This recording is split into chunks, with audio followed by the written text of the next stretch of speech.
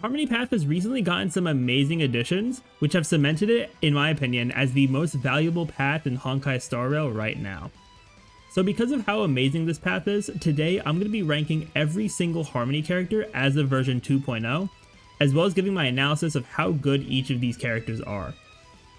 And I also did ask about a couple weeks ago in the community tab who you all thought was the best Harmony character in the game right now, and although there were a couple really concerning takes in my opinion, I do think it's been really interesting to see how you all feel about who's on top for Harmony right now. And I also would love to see some more thoughts once you guys hear my rankings and analysis in this video as well. So definitely be sure to leave those in the comments. So before I get to the rankings, I always like to explain my criteria for how I rank these characters, because I think it's really important to know how I'm thinking about the game and the characters before you actually see the order I put them in. So for this ranking, I had two main criteria I was looking at. The first one was to rate the characters based on how consistently they can perform in as many situations as possible. And I think this is even more important when it comes to Harmony characters as opposed to a lot of other categories, because I do think that supports should be able to benefit, whatever DPS they're being used with as consistently and effectively as possible. And, because if a Harmony character isn't able to support that well in certain situations compared to other ones that can support well in pretty much any situation, they're generally just going to be a lot lower on the list. And then the second criteria I had here was to only consider Eidolon benefits for the 4-star Harmony characters. And my main reason for this, well, I have two main reasons. Firstly, I do think that I like to keep my content and analysis to be relatable to free-to-play, since I am free-to-play. I know some people might have their thoughts about my account being, free-to-play, but I have not spent money on it. So I do like to stay relatable to that crowd, because that is where I have the most experience. But then secondly, when it comes to Eidolon investments, even if I did add Eidolon investments to the 5 stars, and also, like early Eidolon investments to the 5 stars at the very least even, or, even with the 4-star Eidolon investments, I don't think that my ranking would honestly change too terribly much. So I am going to focus on the 5 stars if they are at E0, and then I also will bring up any relevant Eidolon benefits as well for the 4 stars. So now that I laid out my criteria here, let's get on to my rankings. So at the bottom of the list here, we have the 7th best Harmony character in the game, who is undoubtedly Yukong. So when she first released, Yukong seemed to be very good in theory, with her Roaring Bowstrings attack buff on her skill, as well as her crit rate and crit damage boost on her ultimate.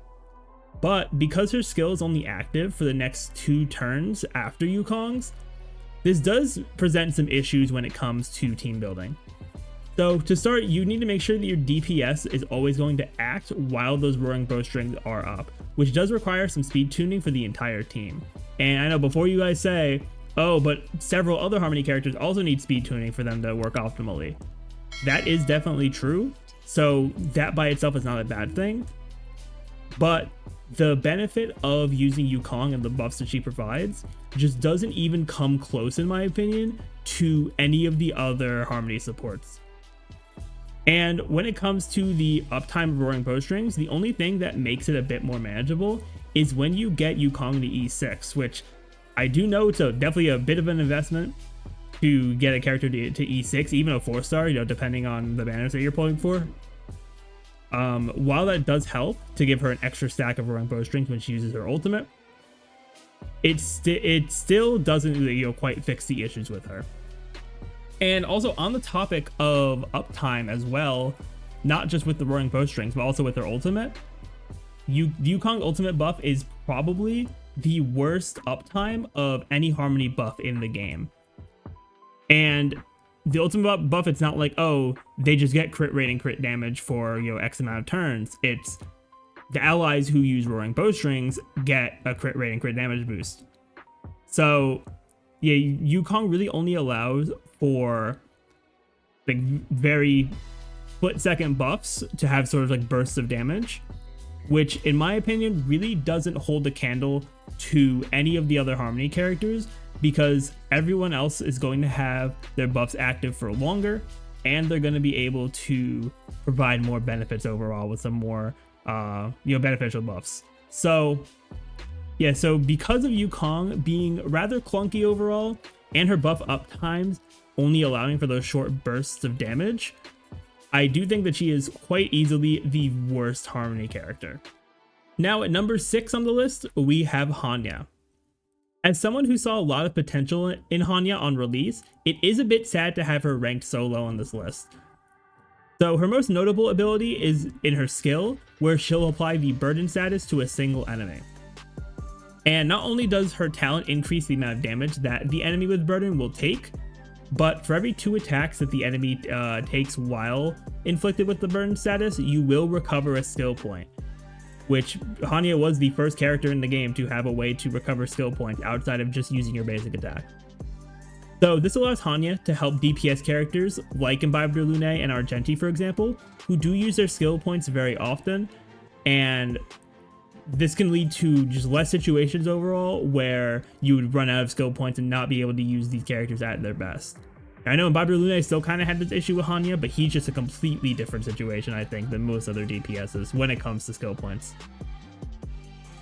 So not only is the burden effect amazing on Hanya, but when she uses her ultimate, she does buff an ally's speed and attack for 2 turns. And this ends up being really valuable, especially in like endgame content like Memory of Chaos and Pure Fiction, because getting extra speed on your DPS, depending on where your build is, you could end up having an extra turn in that cycle because of the speed boost. So yeah, any speed boost on any support is going to be extremely valuable for you. So while I do think Hanya has a lot of value, she does have, in my opinion, a bit of a glaring weakness in comparison to the other Harmony characters that we haven't gotten to yet. So outside of Hanya's ultimate targeting the DPS directly, every other part of Hanya's support to increase damage, which is going to be through her burden, is only active on a single enemy as opposed to being active on a single ally. And the reason that I find a bit of an issue with this is because when you're dealing with a good amount of the content in the game, you are going to be fighting probably like 2, 3, or even up to 5 enemies. So you would have to basically just focus in on that one enemy for them to be take increased damage and everything from the burden, and then you have to move it to the next enemy. So it does make it does make her runs a bit slower, at least in my experience. Now I haven't used Hanya maybe as much as other supports, but I do think that while she does have a lot of value, her only being able to apply burden to a single enemy is, while it makes sense for the skill point aspect of it, being able to benefit from the increased damage just isn't as good as some of the other Harmony characters that we haven't gotten to yet. So I do think that with that, her buffs are better than Yukong's overall, but because of the state of how her burden works, I do think that she is comfortably at the number 6 spot here.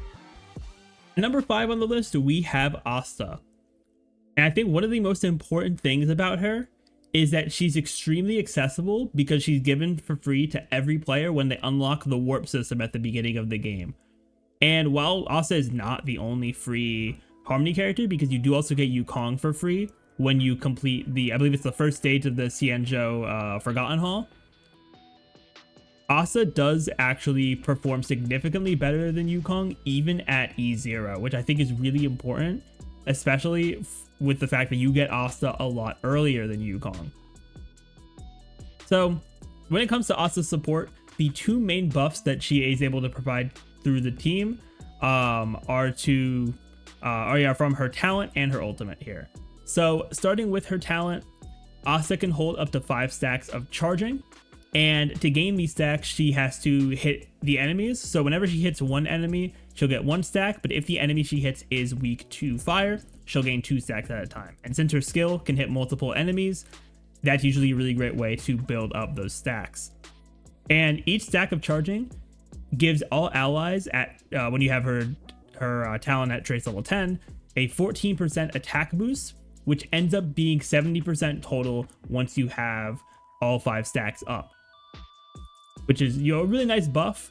But the thing also that you really have to keep in mind for her uptime is that at the start of her turn, she does lose 3 stacks when you're at E0. which is definitely something to keep track of. But she does have some Eidolons as well that reduce how often you lose the stacks.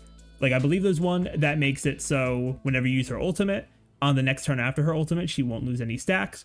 And I believe it's her E6 that'll allow her to only lose 2 stacks per at the beginning of each turn, which definitely does help, but it still is something to keep in mind for sure. Then her other buff, which I do think is arguably more valuable than the attack buff, is going to be through her ultimate. So with her ultimate, she is able to increase the speed, not just of one ally, but the entire team for 2 turns. And when you have this ultimate at Trace level 10, she gives the team 50 speed, which is a pretty big number overall. And I do think that regardless of if you're running Asta either with like a Mesh and Cog set, which I think is probably her best in slot, or if you're trying to run a comp with Dance Dance Dance for the action value advancement, even a speed buff of this caliber, even without any other action advancement, you do have the opportunity to break into some new speed break points. And like, sure, it's temporary, of course, but Asta's energy is kind of crazy, so it can be put on pretty often. And so yeah, speed buff of this caliber, it can really give you some nice extra actions for that end game content. And her uptime is pretty easy to control, especially if you are fighting a good amount of fire weak enemies. So she is able to provide a lot of value there. So overall, while Asta's buffs, they're relatively simple compared to some of the other Harmony characters that we're going to get to, I do think that the pretty good uptime overall, and also her being viable in a lot of comps, it definitely does make her the 5th best Harmony character. She does just kind of struggle when the enemies aren't weak to fire. I would say that's probably her only weakness. But outside of that, Asta is able to perform pretty well overall as a Harmony character, which does definitely slot her in as the 5th best Harmony character in the game right now. So now that we're approaching the top 4 Harmony characters in the game, I will say that there is a bit of a gap between the remaining 4 characters and the 3 we've discussed so far. But I also do want to say that this is not at all a bad thing for Asta, Hanya, and Yukong. It's more so a testament to how insane the remaining 4 characters are, because even if you are missing a good amount of them, if you're a newer player, you're still going to be able to make some good progress with your Asta or with a Hanya if you have her. So definitely do remember that those 3 have a lot of value still, but the ones we're going to be getting to now are honestly all insane. So for the number 4 spot on my ranking, I have Tingyun. So at the launch of the game, Tingyun was very quickly considered to be not only the best 4-star in the game, but probably one of the best characters in the game in general, even above some of the standard 5-star characters. And this is because of how much value you can get from her kit pretty much on any team in the game right now. So to start, her skill gives a single ally a 3-turn attack boost that will scale with Tingyun's attack. So you do end up building a good amount of attack on Tingyun for that. And this does also give some amazing utility for pretty much every DPS, because all DPSs are going to want to do more damage, and extra attack's going to give them that. But even though this buff is pretty good, there is even more to her kit that honestly kind of overshadows this, right? So her ultimate is going to be the bigger part of her kit here, and honestly the more valuable thing than her skill. So not only does her ultimate give a 50% damage boost to a single ally for 2 turns, but it also gives 50 energy to that ally at E0. And currently, Tingyun is one of 2 characters, you can correct me if I'm wrong, one of 2 characters in the game that can give energy to other allies. The other one being Huohuo, who does it on less energy, but on a team-wide scale as opposed to a single ally. But this is an absolutely insane ability, because pretty much every DPS benefits a lot from using their ultimate. So being able to help them get enough energy to use that ultimate faster is so valuable for pretty much every DPS that's in the game right now. Yeah, but then I think a really important thing to talk about too, and I think this is the only character that this makes a difference for is Tingyun's technique, especially when you're doing like endgame content like MOC or Pure Fiction, even Simulated Universe like the Golden Gears or the Swarm Disaster, stuff like that. So Tingyun's technique, rather than being like a support for the team, she gives herself 50 energy. So in those endgame modes, mainly MOC and Pure Fiction for this one, if you use her technique twice, because in those modes you start out at around half your energy, you'll have your ultimate right away.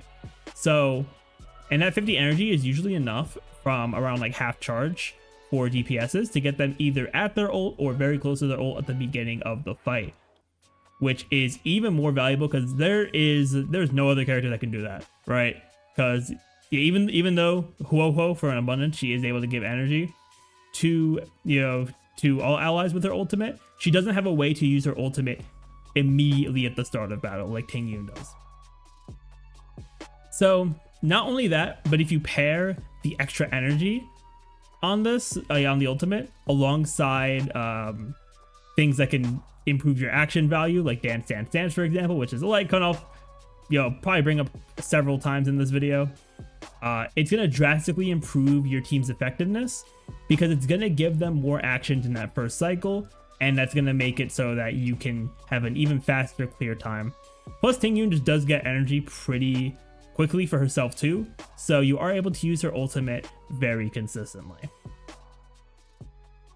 So while I did mention earlier that none of the 4-star characters' Eidolons on the list were enough to impact their placement, I do think that comparing 4-star Eidolons versus 5 stars at E0, Tingyun was probably the closest to being above the character at number 3, because all of her Eidolons either directly improve her support capabilities or they give herself more energy to get to her ultimate faster and provide even more value for the DPS on the team.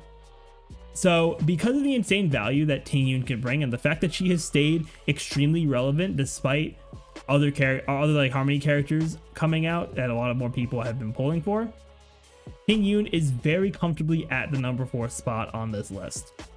Now for the number 3 spot, we have Bronya. Bronya has been one of the most sought after characters ever since the game came out, and for a very good reason. So the biggest reason for this is the utility you get when using Bronya's skill.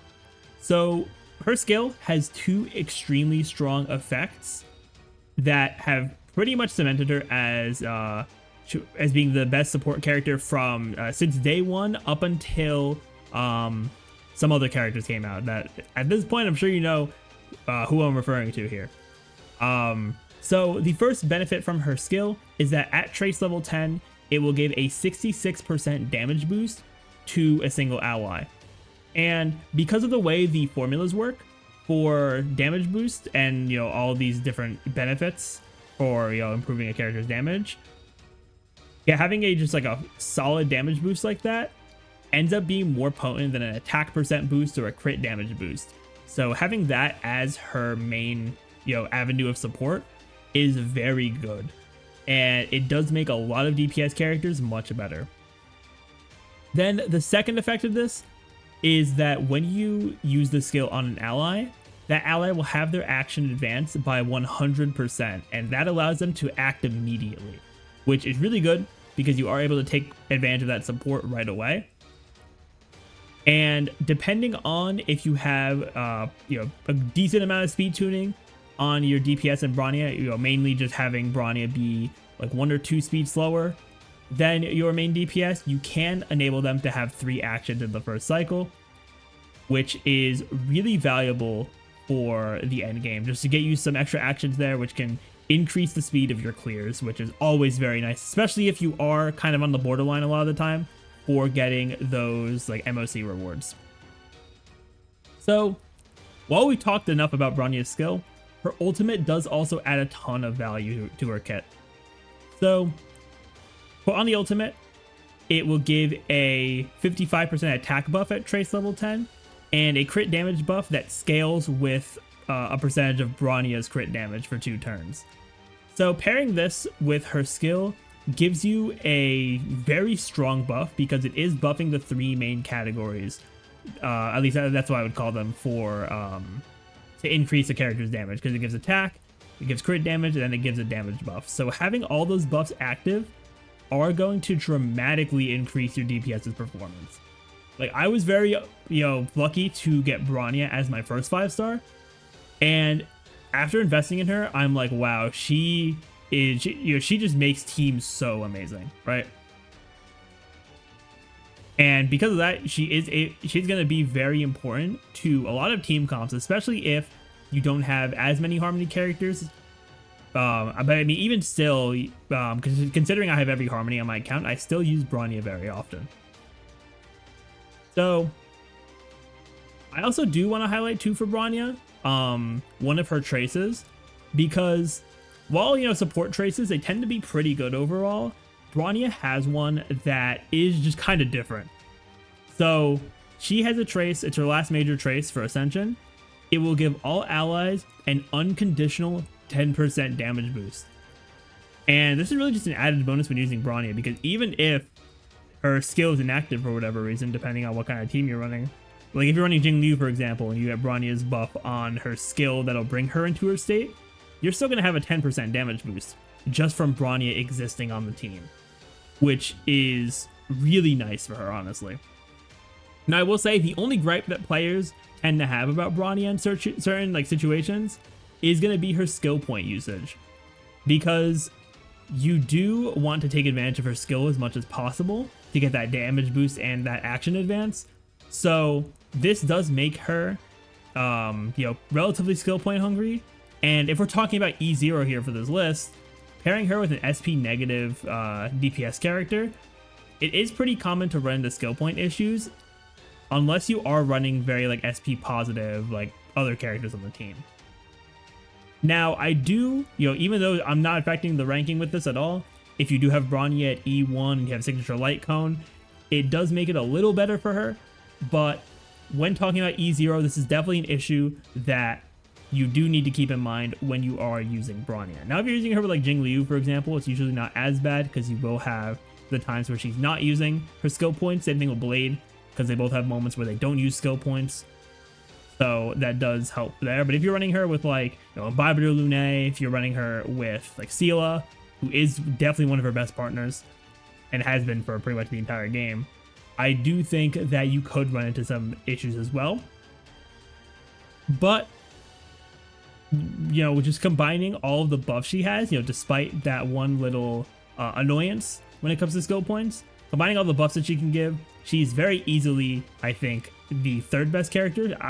As we're going to get to with the top two, I don't think she is on their level quite, so much, but I do think she is at a very similar tier as Tingyun. I do think there is just a bit more value in Bronya's action advancement. So she does definitely sit here comfortably at the number 3 spot. Now, as we move to number 2 on this list, you might be wondering, wait, but you said Bronya was one of the most sought after characters in the game for almost a year, so how could anyone be above her on this list? Well, if I had to describe the last 2 characters on this list in one word, I think broken would be an understatement, honestly. Because we have had 2 limited 5-star Harmony characters recently, and they have just they've exceeded my expectations. So they are just a different kind of beast. So for my number 2 spot, we have the newest Harmony character in the game, Sparkle. So leading up to her release, a lot of people were starting to think that Sparkle would end up being a bit niche, because she has pieces of her kit that would specifically help Mono Quantum, and also people saw her value within Bybiter Lune. But her kit still has amazing support throughout it, even without the Mono Quantum specific part of it, that really makes her pretty universal and can work well in a lot of comps. So the most noticeable benefit from running Sparkle is that she not only increases your skill point maximum on your team from 5 to 7, but she is also able to recover 4 skill points upon using her ultimate. And this is really helpful for those skill hungry DPSs, because they're just going to have more opportunities to use their skill, because you are going to be getting skill points back. Plus, Sparkle's ultimate is generally a lot cheaper than a lot of like Harmony ultimates, because I know a lot of the Harmony ones you usually are maybe like 120, 130. Like they aren't, yeah, they do make them a bit expensive just based on just based on how broken they are, right? But Sparkle does have a pretty cheap ultimate all around. So you are able to get those skill points back pretty consistently for her. So while this is, very good to start with for the extra skill points, she does have a lot more for her buffs. So her skill is actually a pretty similar effect to Bronya, but there are some very important differences. So Sparkle will boost a single ally's crit damage by an amount that scales with Sparkle's own crit damage. And yeah, I believe if you have a like pretty well built Sparkle, you're able to get like 100 or more % crit damage added to your DPS with this, which is pretty crazy to be honest. And also, while Bronya's skill buff will only last for 1 turn, Sparkle's skill crit damage buff will last until the following turn. So Sparkle will buff them, they'll have their turn, and then the crit damage buff will stay active until the next time the DPS has a turn, which is really good because it gives Sparkle some extra synergy with follow-up attack characters. Characters like Tingyun, Dr. Ratio, and Topaz. They're going to be able to take advantage of the crit damage when they attack off turn. Then, her skill, the second effect, is that she also has that action advance that Bronya has, but instead of it being a 100% action advance like Bronya, it is only a 50%. Now, at first, people were like, oh, 50%, that's probably not that much. Bronya is just going to be better. But when you really look at it, and if you do have some proper speed tuning on the team, the 50% almost works like the 100%. I'm not even going to lie, like in my experience. So, yeah, as long as you have that speed pretty well set up for your Sparkle, the 50% you are going to still be able to benefit from it very well. Which is really good to get some extra actions per cycle as well. Then when we go to Sparkle's talent, she also is able to provide a 6% damage boost per skill point at a max of 3 times. So that's 18% total at Trace level 10. And then this boost is further increased by her ultimate, because when she uses her ultimate, she will inflict the Cypher effect on all allies, which will give 10% extra damage boost on her talent per stack that she has. So with the 10% per stack plus the initial amount per stack, the buff will cap out at a 48% damage boost, which is very nice to have in addition to the crit damage boost on her skill. Then the last important buff she gives is through one of her traces. So it gives all allies a 15% attack boost unconditionally, which is very good no matter who you're running her with. But depending on how many quantum allies you have on the team, you will get a further attack boost for the team. So if you're running a mono quantum, you're going to be getting the highest amount. I believe it's 30% extra in addition to the 15%, which is still very solid for those characters. But even if you're not running quantum characters, you are still getting an extra 15% attack, which is still very solid in combination with all of her other buffs as well. So, while it is easy to see the insane value you can get from Sparkle, some players at first were wondering how she could be better than Bronya, since Bronya does, give the damage boost on her skill, and then she also gives, she also does have, the 100% action advancement. But, when it comes to Sparkle, she doesn't have that same issue of being SP negative like Bronya does, so Sparkle can work very well with those skill point intensive characters. I think the biggest example being she is the closest thing we've had so far to fixing Imbibe de Lune. Now, I did test him a little bit, maybe not on the best of accounts, but Imbibe de Lune, he is able to perform a lot better with Sparkle than he is with any other support. So that definitely is very solid and important to keep in mind. But Sparkle does also have a cheaper ultimate than Bronya, so she can take advantage of her extra skill points a lot more consistently than Bronya can get that attack and crit damage buff from her kit. So I do think that when you compare the buffs that they give, as well as the value across the entire game, that does put Sparkle right above Bronya. And yeah, I do think that they are kind of close, but I think Sparkle just ends up performing better in a lot more situations, which is going to put her at number 2 on the list. So to absolutely no one's surprise, my choice for the best Harmony character right now in Honkai Star Rail is going to be Ruan Mei. And while I've already discussed how several of the supports in this video can work well in a lot of situations, Ruan Mei takes being a universal support to a whole different level. So starting out with her skill here, she will apply a 32% damage buff and a 50% weakness break efficiency buff to all allies for 3 of her turns. Now, there's 2 reasons why this skill is absolutely crazy, and it goes, even beyond the damage bonus. So firstly, she's the only character in the game right now that can increase your team's break efficiency, which is going to make it a lot easier for you to get that weakness break status and just generally have a lot more control of the fight, because the enemies are going to not be able to act as fast if you're just constantly breaking their weakness.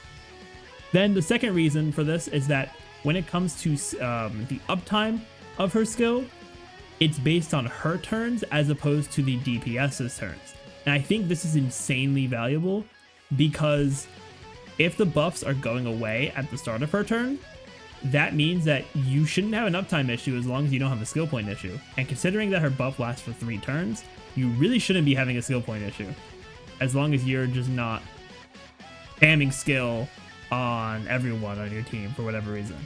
So her uptime issues are nearly non-existent, which is really good to have. Then when we go to her talent has 2 very solid effects as well. Although I think the first one is probably the more beneficial one. She, at trace level 10, will give all allies a 10% speed increase unconditionally for the entire battle. Which, as I said, for other speed buffing characters on this list, speed buffs can be very valuable. But because the ones that I mentioned before, like for Asta and Hanya, for example, since they are like a certain turn restrictions for them, you do have to be, mindful of when you're using them and how you can benefit from them. Whereas for Ruan Mei, this is just unconditional. It's always going to be there. So this does allow you to have a bit more freedom when it comes to character builds for the team.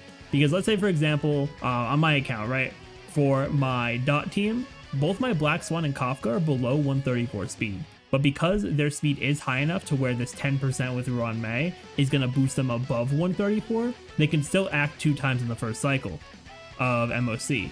So this is going to be very solid for, let's say you have pretty bad speed luck on your route. So obviously, hitting the 134 speed without needing Ruan Mei could allow you to get to the next speed break point, depending on where you end up for speed. But it still is very good to give you a bit more freedom, especially if you haven't been rolling those good speed rolls. So it is very nice as well. Then, the second part of her talent here is that whenever you deal the final blow to break an enemy's toughness gauge, you will deal a pretty significant amount of extra damage that scales off of Ruan Mei's break effect. So you do want to build a lot of break effect on her, and that will just lead to some more damage for you, which is a helpful little touch when you are breaking the enemy's weakness. So moving on to her ultimate now, Ruan Mei puts up a field upon using your ultimate that lasts for 2 of her turns, which once again, very little uptime issues for that because it is on her turns. So the field also does have 2 very solid effects. The first one being that the all types resistance penetration for all allies increases by 25%, which is very valuable across the board because a lot of support characters, they are, they're buffing like your attack, they're buffing your crit damage, your damage, but this is a buff that only Ruan Mei has for the Harmony characters. So even if you are running a hyper carry team with 2 supports, this buff won't really, won't have any diminishing returns on it because she is the only one that is going to be impacting the all types resistance penetration, which is going to ultimately lead to more damage overall.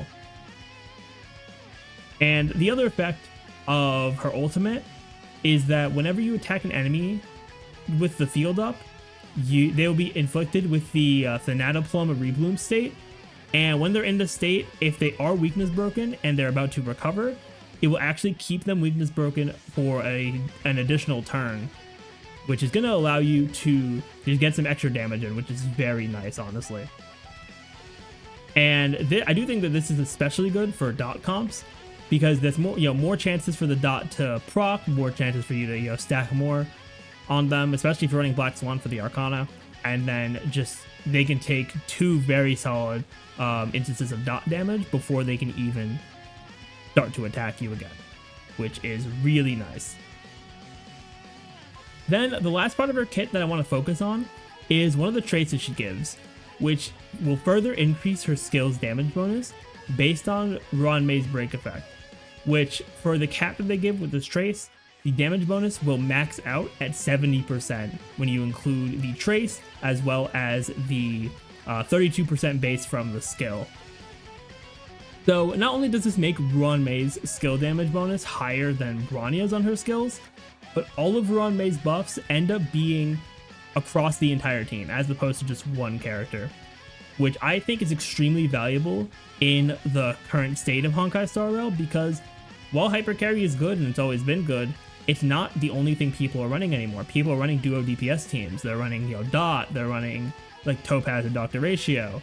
So having a support that can not only, help those comps, but I think Ruan Mei was the first real character to enable them, is extremely valuable. And I think because of how amazing her buffs are, but also just how universal she ends up being and enabling new types of team comps to work very well to be able to clear endgame content, I do think that definitively Ruan Mei is the best Harmony character in the game right now. So that is my ranking of every Harmony character in the game currently. So as we get more Harmony characters, and as the game progresses, if they make some changes to endgame content, it would be cool to see if I need to adjust the ranking after all that.